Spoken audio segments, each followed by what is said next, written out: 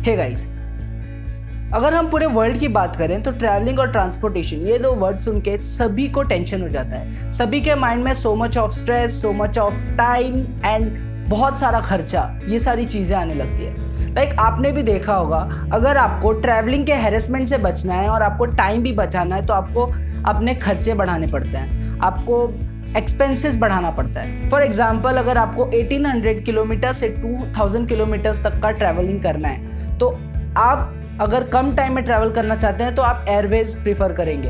Airways का one way ticket हो जाता है 5000 to 6000 रुपीज़।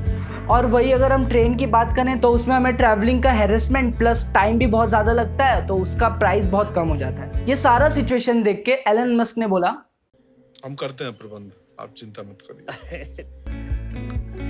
एलन मस्क ने 2012 में एक शो पे हाइपरलूप को इंट्रोड्यूस किया, जिसे वो फिफ्थ मोड ऑफ ट्रांसपोर्टेशन भी इंट्रोड्यूस कराना चाहते हैं। हमारा आज का जो टॉपिक है वो हाइपरलूप के बारे में ही है।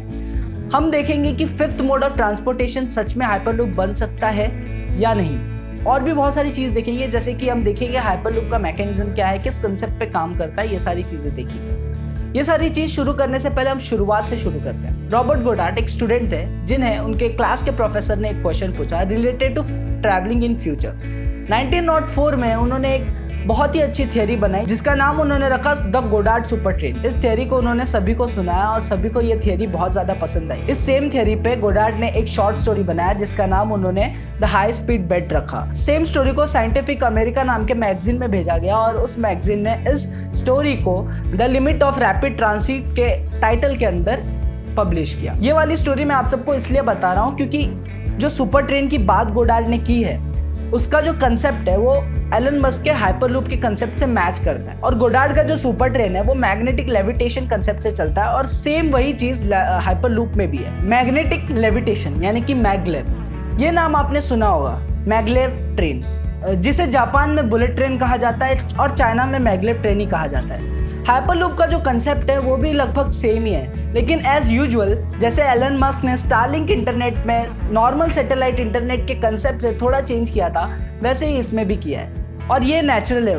एलन मस्क हरदम कोई ना कोई कंसेप्ट में थोड़ा चेंज करके ही अपना दूसरा कंसेप्ट बनाते हैं। बाय द वे, अगर आपने स्टारलिंक वाला वीडियो नहीं देखा है तो आप आई बटन पे क्लिक करके वो वीडियो देख सकते हैं। 2013 में एलन मस्क ने एक और स्टेप आगे लिया, एक इनिशिएटिव लिया fifth mode of transportation introduce कराने के लिए। उन्होंने 58 पेजेस का एक पीडीएफ रिलीज किया जिसका नाम उन्होंने हाइपरलूप अल्फा रखा। इस हाइपरलूप अल्फा पीडीएफ में कंप्लीट रिसर्च किया गया था हाइपरलूप पे। इवन सारे कंसेप्ट्स कंपेयर किए गए थे और बेस्ट कंसेप्ट के बारे में लिखा गया था। और एक बात, हाइपरलूप जो प्रोजेक्ट है वो एक ओपन सोर्स प्रोजेक्ट है।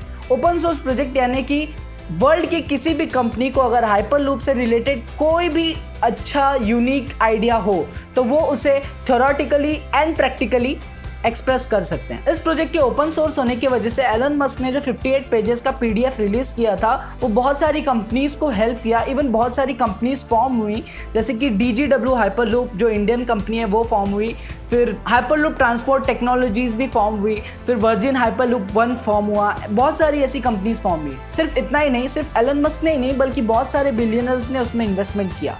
फॉर एग्जाम्पल आप वर्जिन हाइपरलूप ले सकते हैं। वर्जिन हाइपरलूप एक ऐसा एसोसिएशन है जिसने फर्स्ट ह्यूमन हाइपरलूप का टेस्ट कंप्लीट किया है और वो ओन करते हैं एलन मस्क और रिचर्ड ब्रांसन। बहुत सी ऐसी कंपनीज है, जैसे DGW हाइपरलूप जो मैंने आपको पहले बोला, वो एक कंपनी ऐसी कंपनी है जो इंडिया में मुंबई और दिल्ली जो मेजर सिटीज हैं इन दोनों को कनेक्ट करने का प्लान कर रही है। हाइपरलूप में दो बहुत ही इंपॉर्टेंट चीजें हैं। पहला है पॉड, जिसे हम बस समझ सकते हैं, और दूसरा है लूप, जिसे हम रोड समझ सकते हैं। पॉड बेसिकली एक कैप्सूल जैसा होता है। हाइपरलूप अल्फा जो एलन मस्क ने रिलीज किया था उसमें 2 टाइप के पॉड का जिक्र हुआ था। पहला पॉड का टाइप ऐसा होगा जो सिर्फ पैसेंजर्स को डेस्टिनेशन तक लेके जाएगा, और दूसरे टाइप का पॉड ऐसा होगा जो पैसेंजर्स के साथ साथ उनके व्हीकल्स को भी डेस्टिनेशन तक लेके जाएगा और कुछ कार्गोज और कंटेनर्स को भी कैरी कर सकता होगा वो। अब बात करते हैं लूप की।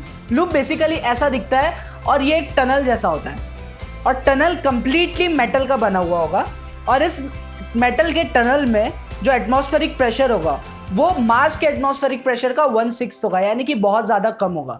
और ये एक पॉइंट है जो एलन मस्क के कंसेप्ट को रॉबर्ट गोडार्ड के कंसेप्ट से थोड़ा डिफरेंट बनाता है। रॉबर्ट गोडार्ड के कंसेप्ट में टनल में वैक्यूम होता, लेकिन एलन मस्क के कंसेप्ट में वो नहीं है। एलन मस्क के कंसेप्ट में लो एयर प्रेशर है, जो कि वैक्यूम से बहुत सस्ता है। एलन मस्क को यह आइडिया तब आया जब उन्होंने एक डाटा देखा। सिर्फ एयरवेज से Los Angeles to San Francisco travel करने वाले लोग 2.2 मिलियन थे एनुअली।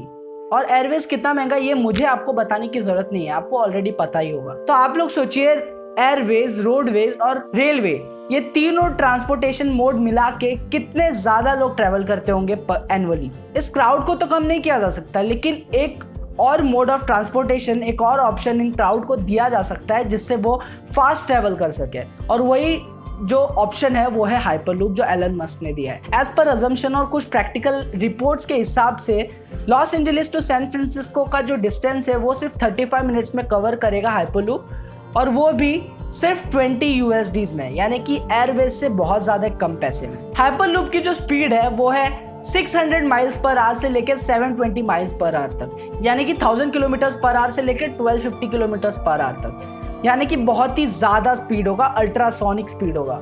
इस स्पीड के पीछे भी बहुत लंबा चौड़ा फिजिक्स है, लेकिन अगर हम शॉर्ट में देखें तो यहाँ पे लो प्रेशर में मैग्नेटिक लेविटेशन और प्रोपल्शन थियरी और एयर कुशन थियरी यूज हुए। और पॉड में जो थियरी यूज हुआ है वो एयर हॉकी टेबल का जो थियरी है, जो कंसेप्ट है, उससे मैच करता है। अगर आप सबको लंबा चौड़ा फिजिक्स जानने में भी इंटरेस्ट हो तो फ्यूचर में मैं इस पे जरूर एक वीडियो लाऊंगा, सिर्फ आप कमेंट कर दीजिए नीचे। कोई भी प्रोजेक्ट सक्सेसफुल हो इसके लिए बहुत ही इंपॉर्टेंट होता है बजट, यानी कि विटामिन M। एलन मस्क ने जो अभी तक का एस्टिमेट दिया है 40 पॉड्स और 2 वन वे लूप्स का है, वो है $6 billion. And if pod number 2, यानी कि जिसमें हम कैरी कर सकते हैं कंटेनर्स और कार्गो, वो भी इंक्लूड करें इस प्रोजेक्ट में, तो इन पूरे प्रोजेक्ट का कॉस्ट हो जाएगा 7.5 बिलियन USDs। ये 2 वन वे लूप्स, यानी कि एक San Francisco to Los Angeles रहेगा और दूसरा Los Angeles to San Francisco रहेगा। 40 पॉड जो है ये एक एक करके डेस्टिनेशन तक पहुंचा के फिर वापस आएंगे, ऐसा नहीं है। इन पॉड्स के बीच की जो फ्रीक्वेंसी होगी वो 2-2 मिनट्स की होगी, और ये पॉड्स जब लूप में होंगे तब 2 पॉड्स के बीच में 37 किलोमीटर का डिस्टेंस होगा, जिससे क्रैश जो होगा उसकी प्रोबेबिलिटी बहुत कम होगी।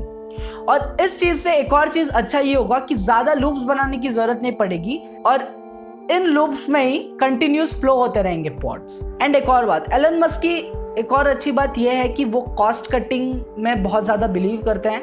कॉस्ट कटिंग करते हैं कुछ जगहों पे, जैसे स्टारलिंक में उन्होंने कॉस्ट कटिंग नहीं की है, इंडिया के टर्म्स में, इंडिया के हिसाब से उन्होंने कॉस्ट कटिंग नहीं की है, लेकिन इस वाले प्रोजेक्ट में उन्होंने बहुत ज़्यादा कॉस्ट कटिंग की है।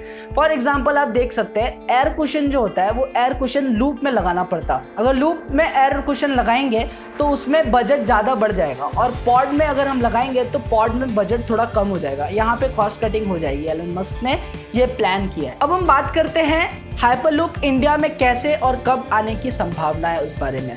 जैसे कि मैंने आपको पहले भी बोला, DGW हाइपरलूप जो इंडियन कंपनी है वो मुंबई और दिल्ली, 2 मेजर सिटीज जो है इंडिया की, उसे कनेक्ट करने का प्लान कर रही है।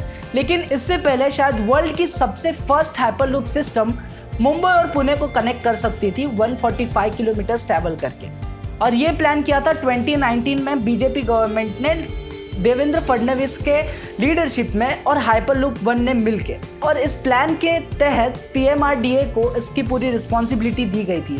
PMRDA ने एक टेस्ट ट्रैक पे रन भी किया था हाइपरलूप को, और सक्सेस भी हुआ था। लेकिन फिलहाल अजित पवार ने इस पूरे प्रोजेक्ट को होल्ड पे रखा है, क्योंकि अब वैसे भी गवर्नमेंट चेंज हुई है महाराष्ट्र में। अजित पवार का मानना है कि कहीं एटलीस्ट वर्ल्ड में एक जगह पे हाइपरलूप सिस्टम कंप्लीटली वर्क करना स्टार्ट कर दे, एटलीस्ट 10 किलोमीटर्स ही सही, लेकिन स्टार्ट हो, उसके बाद हम इंडिया में इसे ला सकते हैं। बिकॉज ये एक एक्सपेरिमेंट हो जाएगा, ये एक रिस्क लेना हो जाएगा अगर हम इंडिया में सबसे पहले स्टार्ट करते हैं। अब पता नहीं कब अमेरिका में स्टार्ट होगा और कब इंडिया में, सो लेट्स सी कब तक स्टार्ट होता है। सो गाइज, बस आज के वीडियो में इतना ही।